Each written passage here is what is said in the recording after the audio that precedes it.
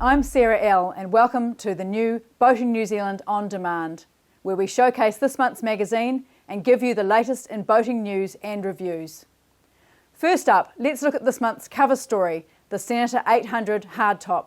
The boating team travelled to Nelson to showcase this new family fishing platform.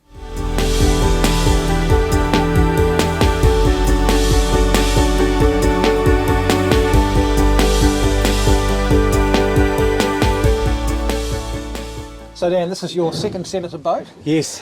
Tell us a little bit about the process. What was it that sort of prompted you to get a new boat and why this particular vessel? Yeah, I had the 650 last time, and great boat. Did everything we wanted, but family's growing up and family's doing a bit more fishing with me these days, and so just wanted a bit more extra comfort to take the family out to a few overnighters. Essentially use it as a caravan. You know, we can, even if we're not even on the water, we can use it as a caravan, right. Stay away. And so that's a lot of the features we've put into it is largely around home comforts, but as well as the fishing with the family, wanted to be able to still do the serious fishing missions away and, you know, take a few boys away and go and chase some serious fish. So it's set up for fishing as well. Yeah, this is in every way a serious boat, isn't it? I mean, in terms of a fishing boat, you've got everything you could possibly want, but you've also got some really, really comfortable interior and a lot more space, I guess, than your old boat. Yeah, a lot more space, and that's the biggest thing. The bit of extra beam in it makes a huge difference. Stability as well, and that stability with that extra beam and extra length is great for the family as well. You know, just having a bit more comfort for them on the water and not being too sloppy for them. So if I'm right, this is a 2.8 metre beam? Yeah, 2.8. Okay. So the step up to the 780 8 metre is the 2.8, and yes. then it makes a big difference in volume. So this is the first of Senator's cabin cruiser range, isn't it? It's the first example, I understand. And some of the home comforts you're talking about, I mean, you've got a really functional galley in here. Yep. Yep. So we've got the oven and the little 3-burner cooker on top, the sink, hot water running under the seat here. The seat lifts up, fridge, diesel heater to keep us warm. Great. Especially around here in D'Urville Island overnighting, it gets pretty cold, so I wouldn't get the family out over winter, which is our best fishery over winter. Right. So when she's down near 0 degrees, I wouldn't get them out on the boat. So to be able to have that ability to crank the heat up in here and have it warm for them, nice. is a big plus to getting them out on the water. Nice. And even the berths, you've upgraded those? Yep, so make them a bit comfier. Senator have just started doing a bit more plusher, thicker foam, and it just, rather than being too hard, it allows a nice comfy sleep, and they sleep well, they're keen to come fishing. They enjoy the day that much more, don't they? Yeah. Generous size cockpit. Yeah, plenty of room. The whole boat is, 200 mils longer than the sort of standard 780? Yep, it is. So you make it 8 metre, so we extended the cabin, yes. So that's why I put the extra 200 mils in it, just to give us a bit more room, and then again extend the back platform to basically create another fishing position on each side at the back with the good rails there. Right. So you've got the cockpit. You've also got a separate area. So walk-throughs on either side, and that allows you to just get out there and fish easy, and great for casting topwater gear, jigging on the back, and even in the stray lining and fishing for snapper off the back there as well. Now this bait station is quite a statement. It's a bit different to the conventional bait station that Senator built, and of course we've got 4 batteries, 2 starting, 2 house. We needed something that would fit those in as well. Right. So it had to be a little bit bigger than standard. And of course these are in the lockers here. Yep, so they're in there. I wanted a tackle drawer to be able to have gear in there, so that's nice and handy for everything in there. The other thing I wanted was the ability to have a kill tank, so I'm doing, I icky my fish, and then I'm also doing the shinky jimmy, so wire so up the explain spine. That to us. Thank you. So basically it's a wire, access through the tail, so I make a cut in the tail, access the spinal cord, and put a wire right up the nerve cord that severs all the nerves, and basically stops everything from firing, and it results in a far better eating quality fish. So then I bleed them, lift them up, and so I can do all that in here, bleed the fish in here. We've got the running water, the hose, and then they can bleed out and gut them, and then once they're all cleaned out, then chuck them in the ice. So wanted to just keep all the mess in this central station, and then it drains out underneath the back transom.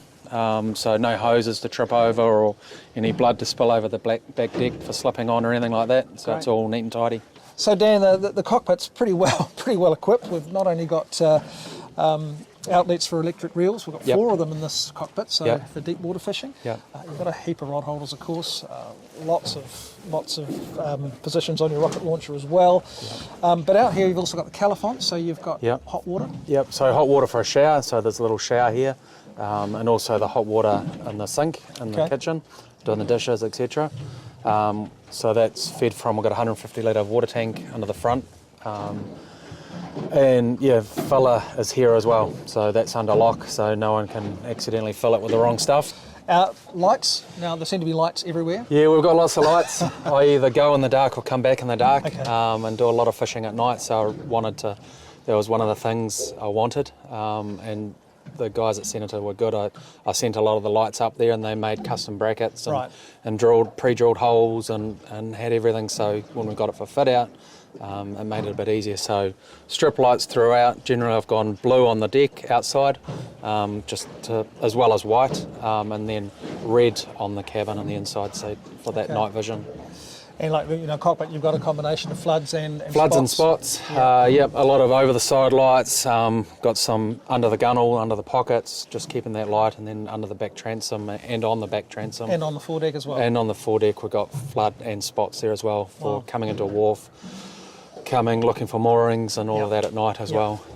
Now, you mentioned that, Senator was really good about a lot of these things, but you had quite a lot of input, didn't you, into the Yeah, boat? I did. I guess I was very lucky to be able to have that access to the guys at Senators. Yep. It was a custom build, a bit different to their standard build, and I don't know how many hours I spent with the factory manager and Haven Pleasure Boats here in Nelson, and just having that ability to bounce ideas and would this work and what could we do here, and I also was lucky enough to go and visit the build throughout as well, so I went up there 4 times in the end. They probably got sick of me, but I wanted to make sure things were right and see what was going into it and just be a part of the build, and they accommodated that and were more than welcome. We'll come back and see some more of John's trip on the Misdemeanor soon. Closer to home, with the end of the summer sailing season, we saw the 100th running of the Lipton Cup. Here, Lawrence Schaffler talks to mullet boat expert Ron Copeland about the history of the class and how it came to have such a spectacular cup. As you're probably aware, 2021 marked the 100th anniversary of the Lipton Cup, sailed in mullet boats. And I've asked Ron Copeland, an ex-commodore of the Ponsonby Cruising Club, and probably the most authoritative expert on the mullet boats in the country, to give us a bit of an overview of how it all evolved. So Ron, can you tell us a little bit about the evolution of the mullet boats? As I understand it, these boats were originally fishing vessels that were designed to bring the fish as quickly as possible to the shores in Auckland. Yeah, originally they were 24-footers, and a lot of them were Italian fishermen, and a lot of the boats were named with Italian names, fishing in the shallow waters of the Auckland harbour for mullet, also dredging for mussels in the Firth of Thames.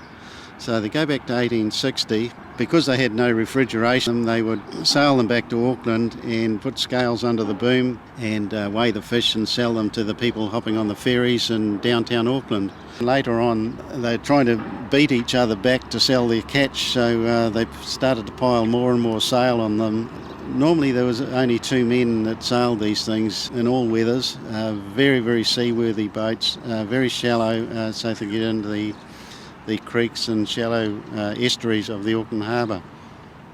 So once they started to put some more sail on, they decided they would race each other and develop from there. And around the turn of the century, they became the poor man's keeler virtually. So a lot of them were built by the boat builders or guys building them themselves and raced in the anniversary regattas and things like that, and they've developed from there. Is it fair to say that the mullet boat fraternity would have evolved into some of the sort of top sailors? I'm talking about recreational, as in sailing competitively.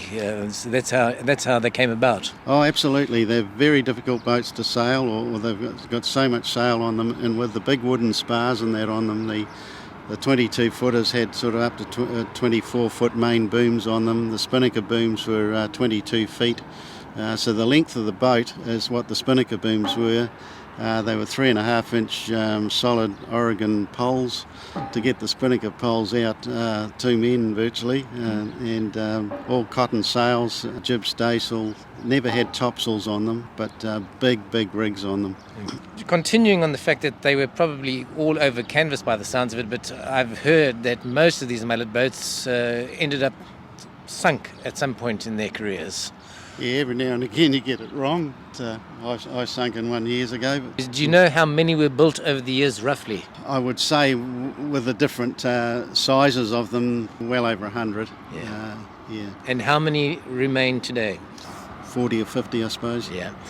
And I know that this boat we're looking at here, Valeria, is well known or renowned for being the first winner of the Lipton Cup. Yes. But she's not the most prolific winner. That was a different vessel called Tamariki. Tamariki, that's right. What was so good about her? Why did she win so often? Tamariki was designed and built by Charles Collings, who had a boat building facility down the bottom of St Mary's Bay Road alongside Ponsonby Cruising Club. So we were right alongside the boat builders with their own ramp and slips and everything there.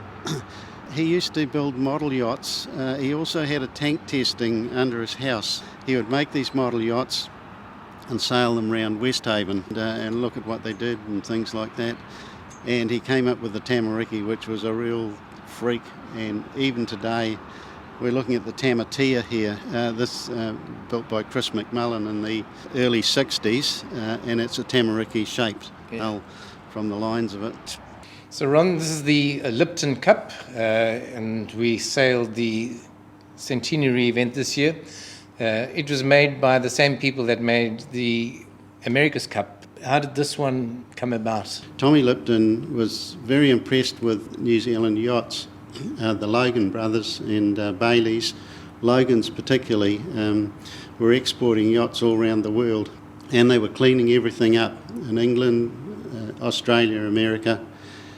And he heard about all this, and he wrote to the boating magazines and the Star Herald and the newspapers and said, I will give a trophy for an inter-club challenge. I invite the clubs to write to me and say what type of boats they would use for this challenge. Point in time, we had a tin shed down the bottom of St Mary's Bay Road. Flag officers of the day got dressed up in their suits and bowler hats, hopped on the ferry, went over to the Masonic Hotel, stood outside the Masonic Hotel and had their photo taken, and wrote a letter back to Tommy Lipton with this photo and said that we race these 22-foot mullet boats, which were very prolific in those at that time. These are the type of boats that we would use to race for the trophy. Heard nothing back for a year or two. Next thing, this magnificent trophy turns up, which they couldn't believe. Do you know what amount of silver has been used to create it? 3.5 kgs in the cup. 3.5 kgs. This class has been alive for 100 years. Yeah. What does the future hold, do you think? I mean, is there still a core of enthusiasts? There is. They're an incredible boat to sail. They're very exciting. Big sails, big rig, and if you get them in the groove, they're just something else. But that's great. So, I mean, long may it continue. It's a remarkable story. It's a remarkable history. Oh, absolutely. It's good to be part of it.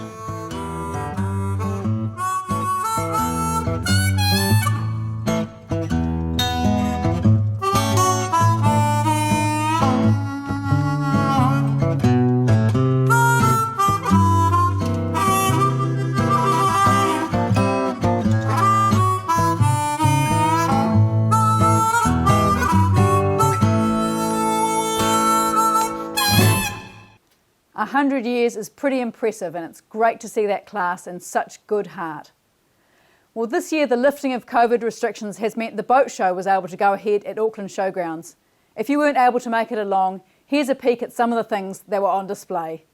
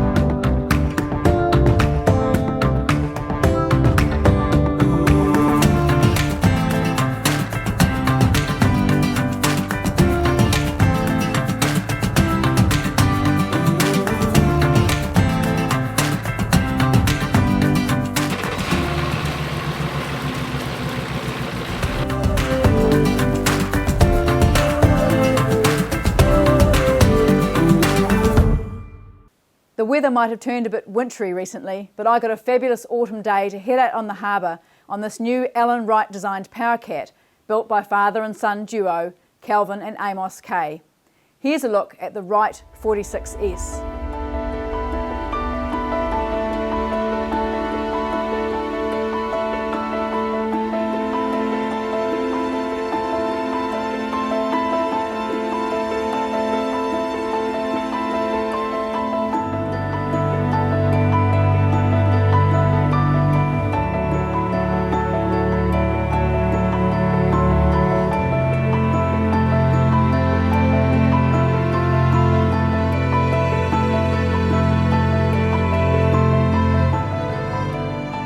Hi, I'm Sarah from Boating New Zealand. Wright's name has been synonymous with power cats for many years, but it's been a while since we've seen a new boat launched. This Wright 46S sedan style power cat has been built off moulds that have been in storage for a while, but have now found new life in this beautiful new boat. I'm here with Calvin Kay of K2 Marine, who built this beautiful boat, just to have a talk about how it came into being. So Calvin, what's the genesis of this boat? How long have you had the moulds? We've had the moulds for about 14 years. They sat at my father's farm for about 7 of those, and Dad said to me, you've got to use them or I'll get rid of them. So we thought we'd better build a boat. So we started building one, and we've ended up now with 4 of them. That's fantastic. And so you've worked with the original designer Alan Wright on bringing this design back to life? Yeah, Alan's a great guy. He's a fantastic designer, and we went to him and asked if we could use his name and continue that legacy on. So he said, yeah, sure, and bought some rights off him, and away we go. And so what do you think it is about this boat that has proven so popular, both originally and now into a new generation? I think it was originally designed to be a very stable camera boat for the America's Cup, and then we've sort of evolved it from there into what it is today. It's designed for Kiwi waters, and it works really well in those waters, and that's the beauty, and it's got great lines. The owners of this new boat started out looking for something to be a fishing platform to go away with mates, but then some wives got involved, and as you'll see, it's turned out to be something a bit more luxurious than that. As you can see, she's well set up for fishing with these rod holders across the back and this custom built bait station. In here we've got a kill bin, a live bait tank, more rod holders, storage space, and of course a beer fridge. Under the cockpit is the pair of Yanmar 440 horsepower diesels. Because of the catamaran design, the boat is highly fuel efficient, and that's something the owners were really looking for. At a fast cruising speed of around 24 knots, she's using about 71 litres an hour per side, so around 142 litres. At a slightly more sedate 20 knots, she's only using about 80 litres an hour combined. The boat has a top speed of around 27.5 knots. Built into the extended cockpit roof is this custom rod locker. So this is not just a boat for fishing, there's plenty of space for entertaining too. There's 2 L-shaped seating areas here at the front of the cockpit and plenty of space for people to gather. The cockpit roof has been extended to allow plenty of shade for this area. There are steps up both sides to move forward onto the bow, and if we go up here too, we can see the giant solar panels up here which are powering this whole boat. These 2 large solar panels are recessed into the roof, and together they provide enough power to keep the whole boat running just on battery power. Of course, one of the other advantages of having a power cat is this huge deck space that it creates, and there's plenty of room up here on the bow for relaxing in the sunshine.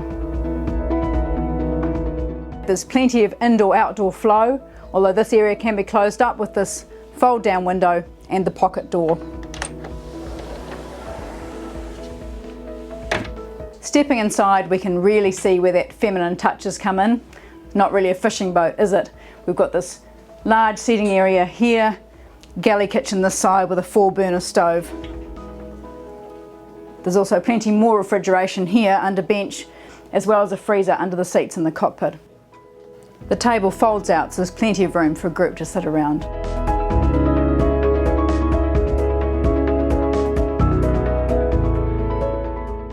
Moving forward, there's access here on both sides to the accommodation in the hulls, but here is the helm station, centrally positioned with a couple of very racy style seats, large Garmin touchscreen, and the controls for the C-Zone system, which run the electronic system for this boat.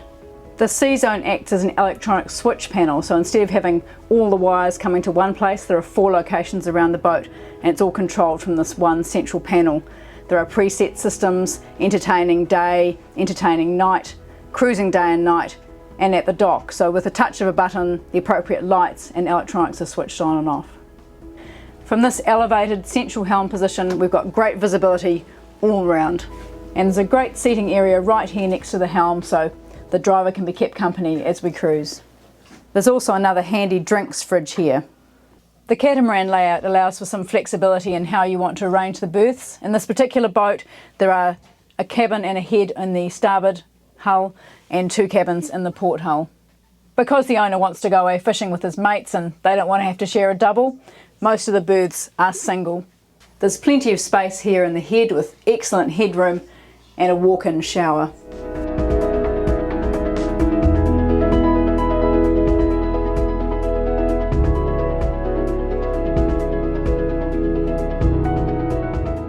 This is Cam Harris from Beacon Marine, who was involved with the electrical design and installation. This boat's got quite an amazing system in terms of the solar panels. What can you tell me about how they power the boat? So the customers wanted to be able to run the boat without a generator running away in the background all the time. We have Mastervolt Generation 3 lithiums on board, which stores all the energy, so the solar puts all the power into the batteries, which runs all the electrical systems on board. Energy efficient lighting, reasonably large array of solar, so the boat can sit on anchor for several days without having to start the engines. Can you tell me about how the C-Zone system works for this boat too? So we've got modules down in all 4 corners of the boat, so instead of having all of the cabling for the whole vessel running back to one central location, it's split up into areas, so it simplifies the cable runs, minimises the amount of cable into the boat, and gives the client the ability to push one button and have everything turn on or off as for how they're using the boat, for whether it be sitting at anchor or motoring. It does all the thought for you. It's great to see a Kiwi designed and built boat going in the water that's also showcasing some of the best of Kiwi technology like that C-Zone system. Because the boat's been built here, the owners have been really able to work closely with the builders to get exactly the boat they want, that combination of both fishing and cruising comfort. And I'm sure it will give them a lot of pleasure this summer.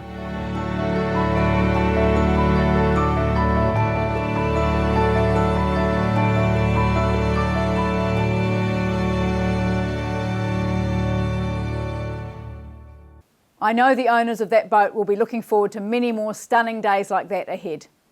Now let's head back to Nelson for the second part of John's story about the Senator 800. Talk to us a little bit about what you've decided on. Yep, so I went with Furuno for this build. So we're running twin TZ3 touches, 12-inch there. They're all talking together. Very, very user friendly. Great technology. We've got the triple beam on board as well, so we can see fish out to the side of us. I've got a 120 degree swath either side. You can see there 40 degrees to the right, below us and to the left, and we can build our own bathymetry maps up. So the technology that they've now released, for recreational users is fantastic, and we've got the support here in Nelson with E&L. And that was the one thing I wanted, is if things aren't working right, I've got people here I can call on and they can get come some and help you. Yep. Yeah. Rather than Look, it must be a someone- bit of a game changer, that kind of It is. electronics. It is. It really is. Been the ability to scroll back and find fish and touch a screen and see them pop up on the next screen. And we've just got a new release where there's all of the bathymetry mapping that NIWA have been doing. That's now available on the plotter. So it's high resolution 3D terrain bathymetry. Zip wakes for the trim tabs. Maxwell anchor winch. Don't use the anchor winch a lot with the Minn Kota, but it's there if I need to. Talk about that for a moment, because that's really quite interesting. So you, for your snapper fishing, are virtually not anchoring any longer? No, never. Noise is a big thing. Yes. Cutting down that noise. The Minn Kota, you don't have the anchor going down on the bottom. You don't have anything for the fish to go around. It stops you from moving. You don't swing like you do on an anchor. Right. You can hold in the position that you want it to, and the success rate since I've started using Minn Kota of fishing has certainly gone up. Okay. It's a real game changer. So the Minn Kota's mounted on the bow. Yep. Your batteries are where? So got the batteries, got 3 deep cycle batteries under the front squabs, either side, and a wide-in charger. So get a couple of days running out of the batteries. Really? Pretty So easy. even if you went away for a weekend, you could Yep. rely on that Yep. power for this boat, twin Yamaha 200s. Yep. So got the 4-cylinder four cylinders. 200s. We looked at all sorts of different options of powering it, inboards, outboards. Did our homework, and we decided that this was the best option for us. You know, reliability, Twin engines just because you wanted that redundancy, or redundancy, and there wasn't the power in that range. They didn't really do the motor that I wanted and the horsepower that it would needed. even the way you've positioned the switches, we've got a whole lot of things that are done slightly differently, even right down to these channels that you've got under Yep. the hardtop. You did that on, that's a sort of a custom feature as well, isn't it? Yeah, so we got that for running the cables through, so all the wires come through from the back, down the front, and down the sides, but also I wanted these flush mounted lights, and the only way I could get them is to have some form of casing or ducting up there to fit them in, and this is what the guys built for us. Look, I did notice when we opened the back of the console here that the wiring was absolutely tickety-boo, you know, it looked just great, Absolutely, and that yeah. that was all done locally? Yep, so all done down here in Nelson. Andrew, Haven Pleasure Boats, he's just a perfectionist, does a great job. And, you know, right from the very start, the planning of the whole build was all around planning how the fit out would go. And so the whole process Andrew's been involved in and instrumental, and, you know, the layout of the dash, and he's just done a great job and everything he's done. Now this is clearly a very comfortable boat underway. We've had a bit of a run down here. It's actually the sea's calming down as we speak, but Yeah. but nonetheless you can tell that it's a comfortable runner. And Yeah. we came down the coast at 20 odd knots. 23 knots, yeah. And is that that's how you normally Yeah, travel? that's a nice sort of cruising speed. It's quite an economical speed. At that speed, we're burning about 42, 43 litres an hour. Yes. So, you know, you have got 400 horsepower, so you are going to drink a bit, but it's a nice, comfortable speed. But it'll quite easily cruise at 28 knots Yes. easily as well. And look, we had a little bit of a squirt while still in the harbour. We saw 37 knots, and you Yeah. said there was still a bit left. Yeah, still a little bit left. We've had her up to 42. Right. So, yeah, she does move. Yeah. But obviously she's drinking a bit at that Of speed. course, yeah.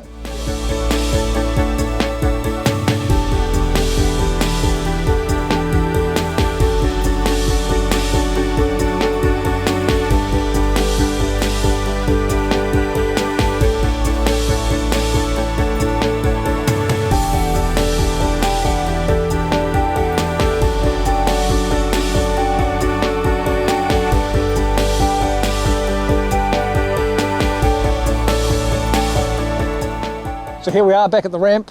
That was Dan Govier's Senator RH 800. This boat is just filled with innovative features, interesting ideas, packed full of gear and equipment. It's a pretty impressive boat in every way.